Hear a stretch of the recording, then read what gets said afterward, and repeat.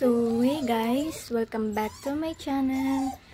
And for today's video it's my exam result and enrollment. So ayun, nakabis na tayo.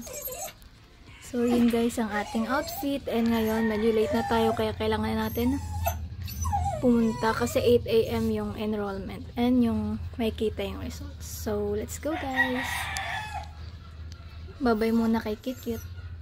So dito guys, papunta na ako sa labas para mag-tricycle. And then nung nakasakay na ako sa tricycle, ayun, papunta na ako sa waiting shade na malapit sa simbahan dito. Pero kailangan talaga ng tricycle para makapunta doon. And yung mga dala ko is yung mga kailangan sa enrollment. Ayan, naghihintay na ako ng bus or tricycle, and dahil medyo late na ako kaya nag-tricycle na lang ako dito kasi may mga kasabayan naman ako, kasi pag may kasabayan ako 25 pesos lang, tapos kapag walang kasabay is 30. Kaya ayun, mag-8 na kasi niyan and baka kasi maraming tao, kaya nag-tricycle na lang ako.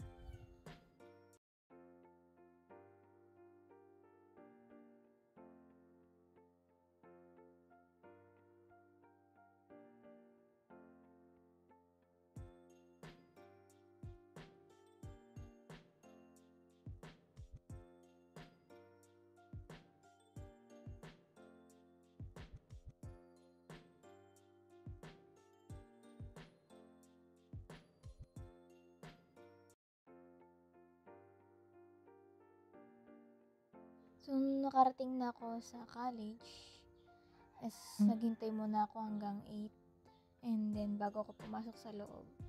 Pero bago pumasok sa loob, umihi muna ako.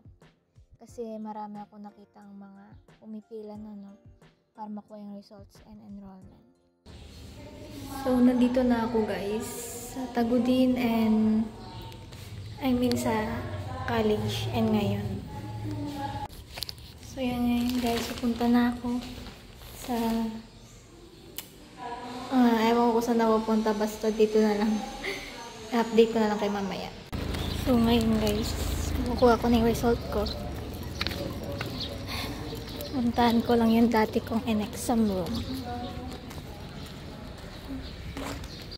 So kung saan makikita yung results, sa dati ko ding in-exam room and ayan, nakapila kami and tinatanong kung kailan ka nag-exam and makukuha mo yung results, but yung result ko ay hindi ko nakita dyan sa classroom na yan.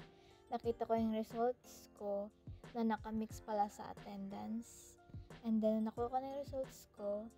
Ayan, pumunta kami sa 3rd floor ng admission and ayan, in-scan nila yung results ko.